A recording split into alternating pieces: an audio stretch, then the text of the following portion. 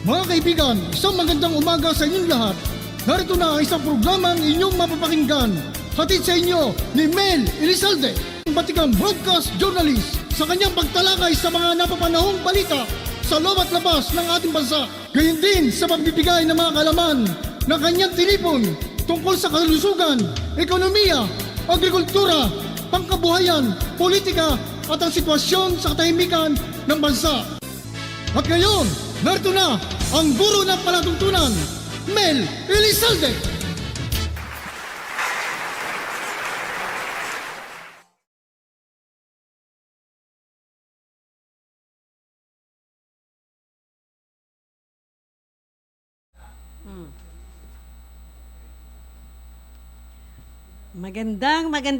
Magandang hapon po sa inyong lahat, mga kadiskarte.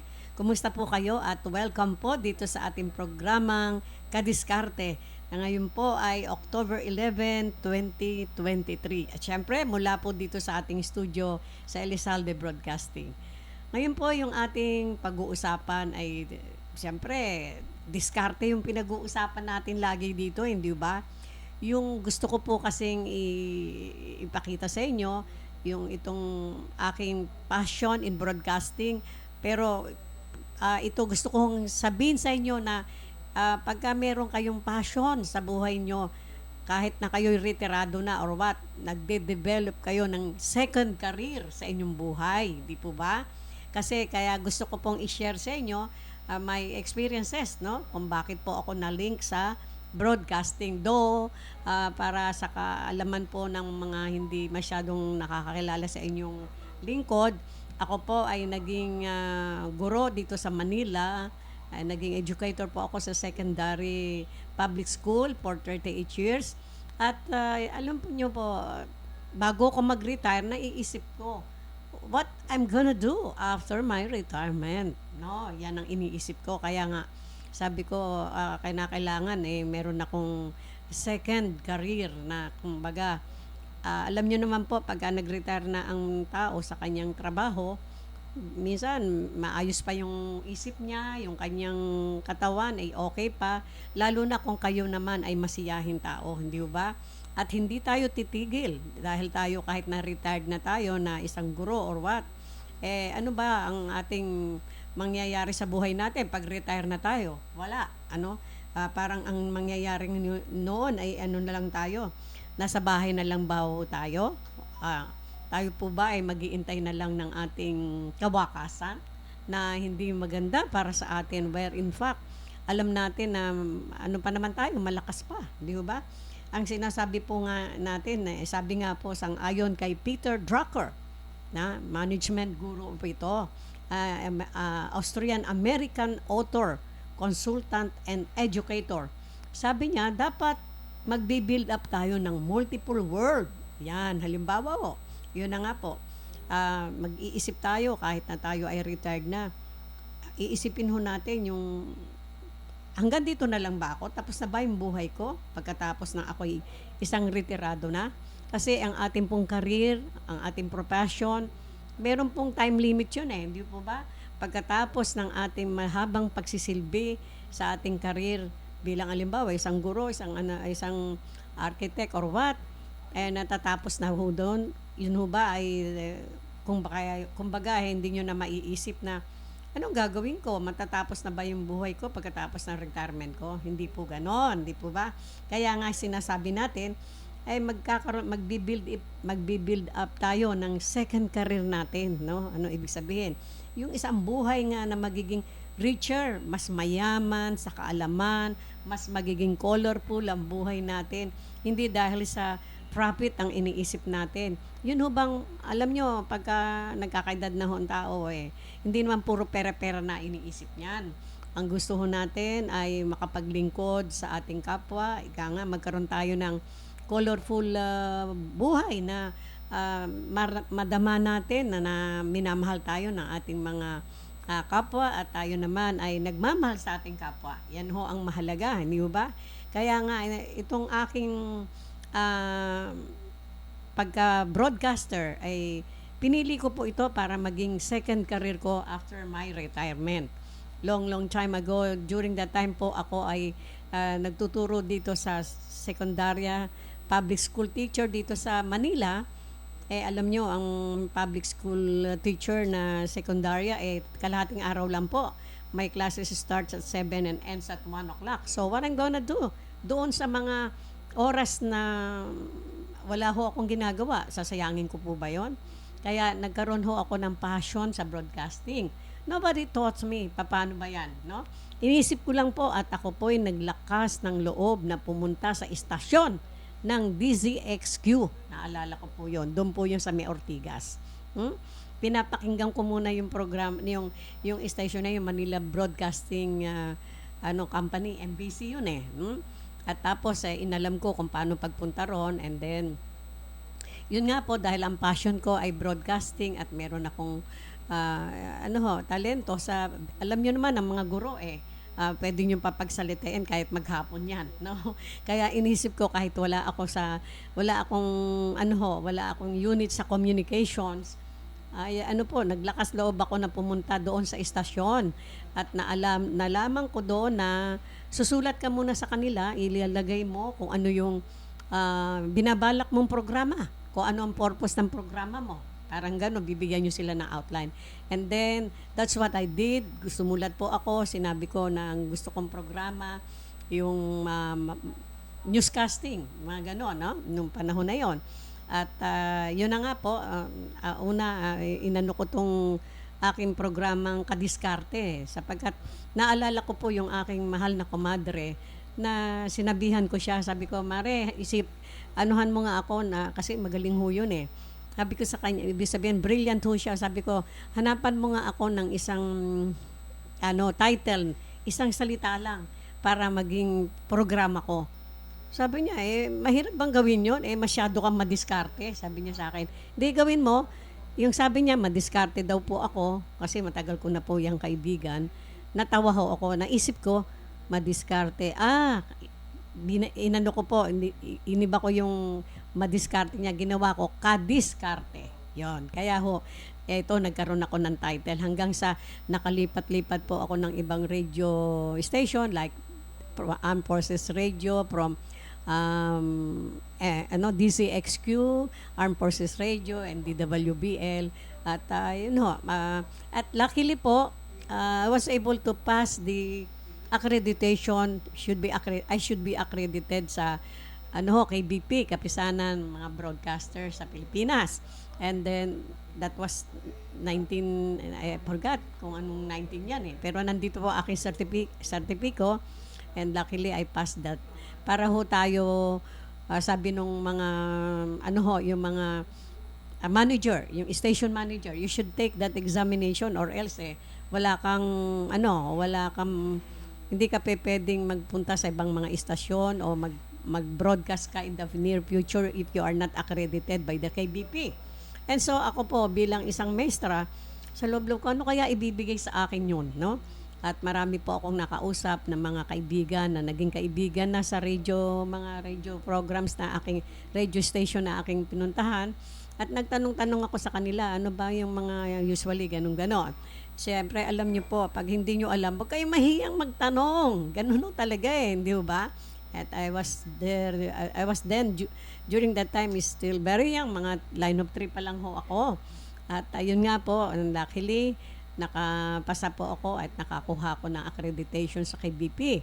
At lalo pong maging maigting ang aking passion sa broadcasting sapagkat meron na ako, kumbaga, may karapatan na dahil yun na nga po, accredited na ako sa KBP I think that's 1968, 69, parang gano'n,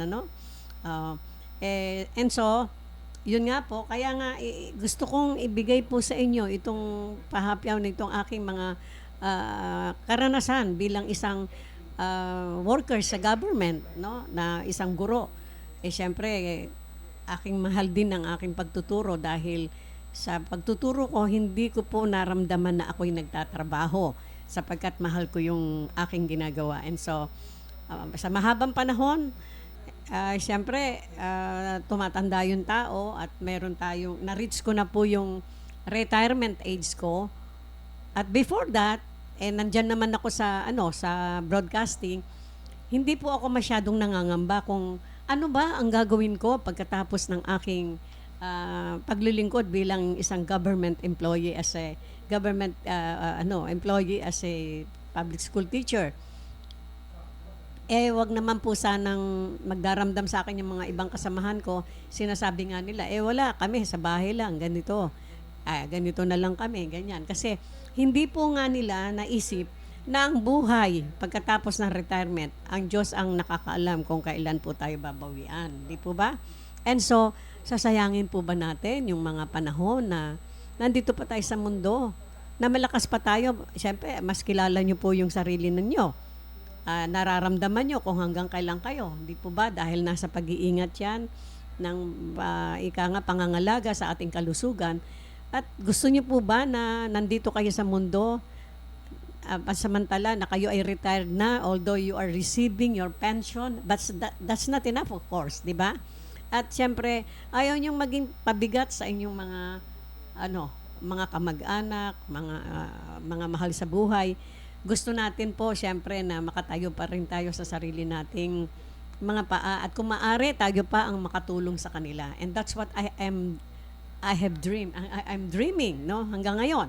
Ang akin pong focus ay makatulong sa mga kasamahan ko, makapag-create ako ng employment. Hindi po ba? Sapagkat mahal ko yung aking kapwa at siyempre, lalo pa hong nag-umigting ang aking yung aking passion sa broadcasting. Nung naranasan ko po, natagpuan ko yung mga right persons na makakatulong sa akin, katulad ni Mr. Chot Velasquez na isang magaling na napaka-brilliant na tao. Sabi nga po ng isang kilalang mahusay na tao, sinasabi niya, ano sabi sa'yo? A brilliant, amazing young man. Very impressive young man. Isa hong matalino ang nagsabi nito. Isang magaling na talagang tumutulong din sa kapwa. Kasi ayaw lang ho kasing pababanggit yung pangalan niya eh. Pero kaibigan po ito ni Professor Jaime Bitog. No? Sir, kumusta po kayo? Yan po, kaya naalala ko po, yung passion natin ngayon na tayo ay retired na, wag ho natin yung hanggang kaya po natin, gawin natin. Ano yung passion ko dito sa broadcasting? Siyempre, makatulong sa ating bayan bilang isang nasa media practitioner. Second, nais ko pong matulungan itong mga taong tumutulong sa ating broadcasting company. Katulad nga ho ni Mr. Chot Velasquez kasi nakita ko yung talagang kaalaman nitong batang ito at sinasabi ko nga mabuti at pinagtsatsagaan niya itong ating kumpanya at syempre sa pag-unlad nito at nakikita ko naman how he works, nakikita ko, sabi ko nga sa ating pagdarasal na sana'y wag siyang magbago at patuluyan nating maiangat itong ating Elizalde Broadcasting, and then later on pare-pareho tayong magiging mas maligaya o masaya. Hindi dahil sa tayo ay kumikita na, kundi yung ating passion na maglingkod sa mamamayan ay nagawa natin. And at the same time, hindi ho rin natin aayawan na tayo ay maalwan na sa financial later on. No? Yan ho ay secondary na lang. Yan nga po sinasabi. Kaya yung isang karir lang po na atin pong natapos bilang isang senior citizen na, professional senior citizen, no? At napakasaya naman ho at naalala ko po kasi nung ako'y nag-aaral pa sa college, sinabi nung aking professor na magaling din, sinabi niya, mag-aral kayong mabuti sapagkat pagka kayo'y naging isang professional, makikita ninyo sa sarili ninyo na iba kayo doon sa mga ibang tao na hindi nakapagtapos ng kolehiyo. Natimo po sa puso ko yan at sa kaisipan, lalo na po nung ako'y na-abroad several times sa malayong bansa ng Amerika. No? Marami pong mga pagkakataon na para yung ating pong mga pag-iisip ay medyo luliko kung pwede. Subalit dahil naisip ko na sabi nung professor ko, isa yun sa mga naisip ko na kapag ikaw ay isang professional, mahihiya ka sa sarili mo kapag hindi mo na disiplina ang sarili mo. And the key is discipline, of course, siyempre.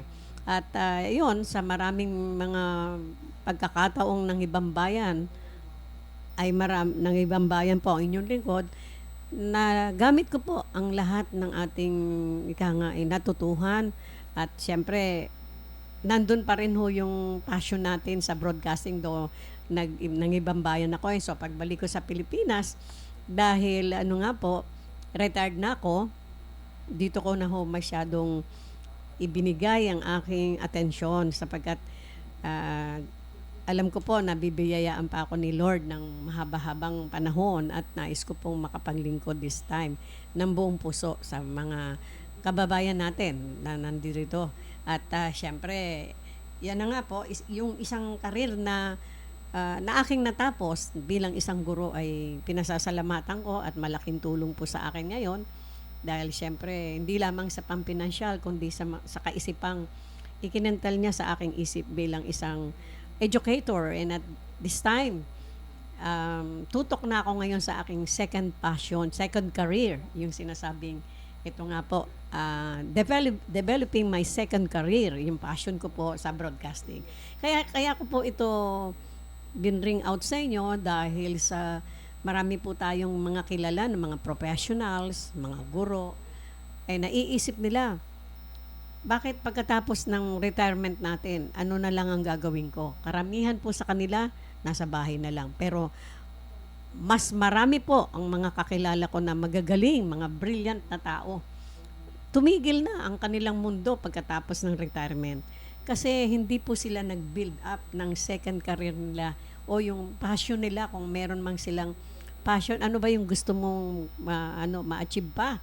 Ngayong malakas ka pa, sabi nga po nila, retired but not yet tired, no? Yan po, ilalagay natin sa isip natin yan. So, you have to think of ano pa ho ba ang maibibigay natin sa ating kapwa, no? Hindi ho tungkol sa pera to di ba? Pagka kayo ho ay nasa kahapunan na ng edad, hindi ho mahalaga yung pera Marami kayong iniisip na paano ba ako makakapag-contribute para sa mamamayan, para sa kapwa ko, para sa ganyan. Marami po. At sana tayong lahat ay maging gano'n ang kaisipan. At sinasabi nga pa rito, kung kayo po ay, sabi nga po ni Dr. Jordan Peterson, clinical psychiatrist, postmodern thinker. Anong sabi ho niya?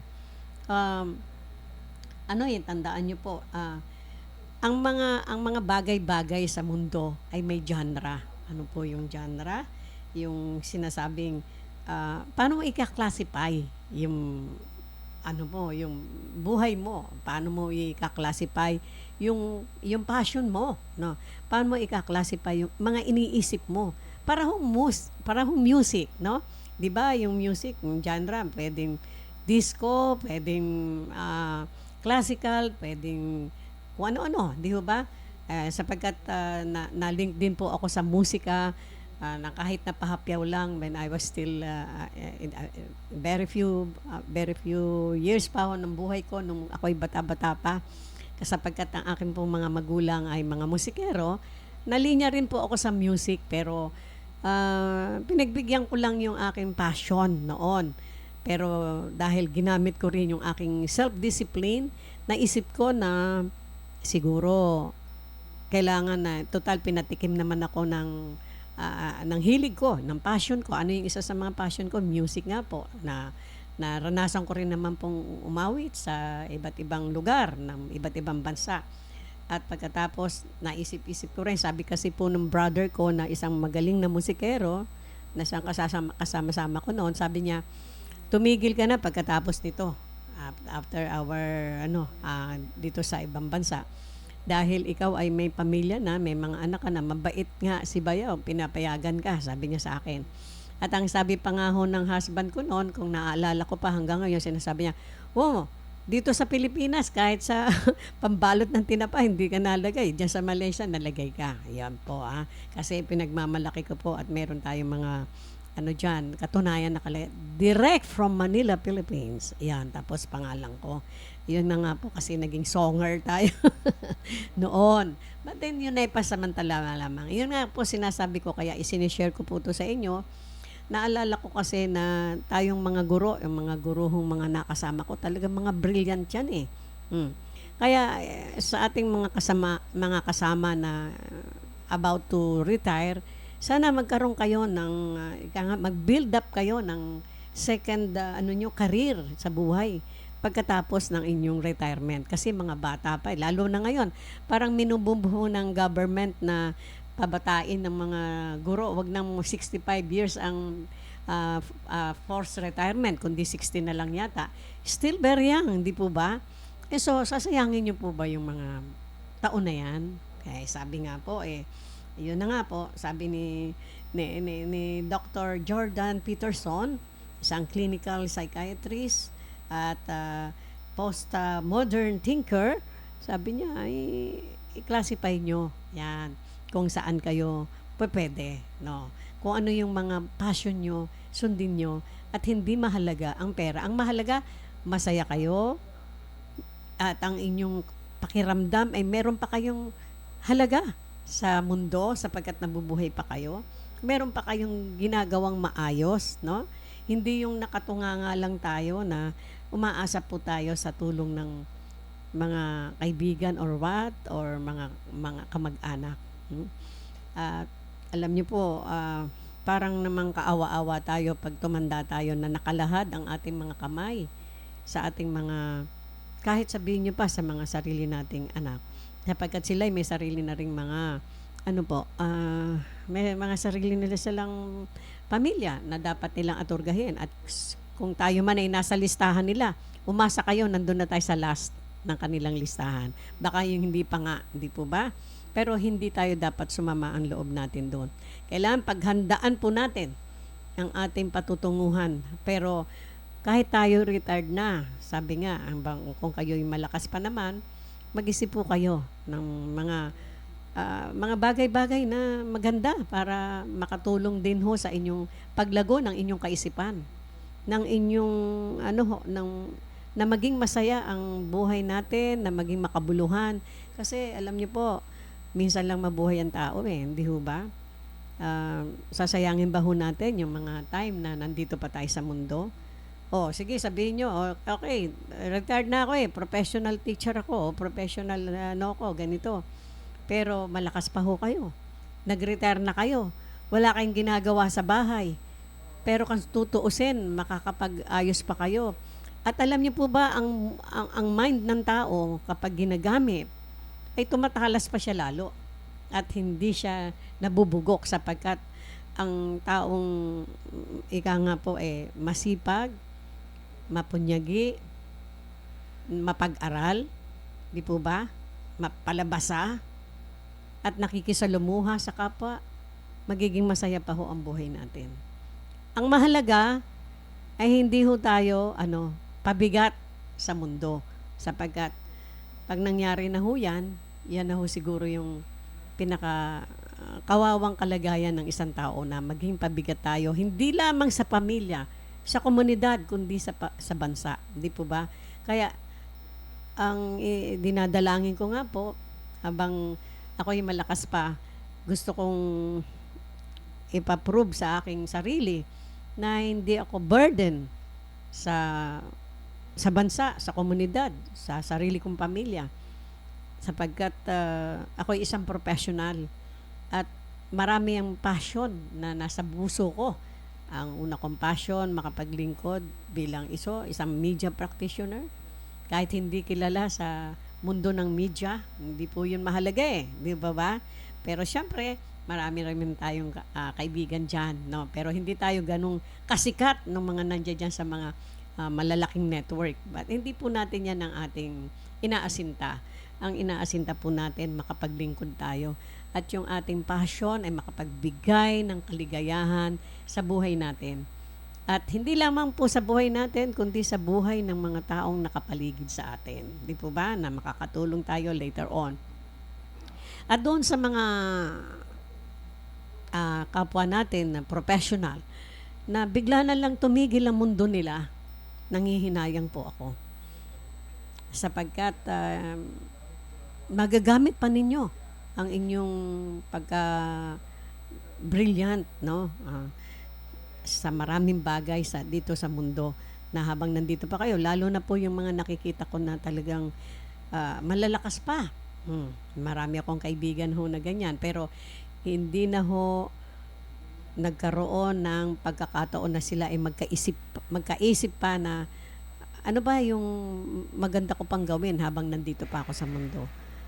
Pwede pa naman akong makisalamuha para sa mga taong professional na makakontribute ako ng maayos para sa ating mga kasalamuha dito pa na habang nandito pa tayo sa ating mundong ginagalawan.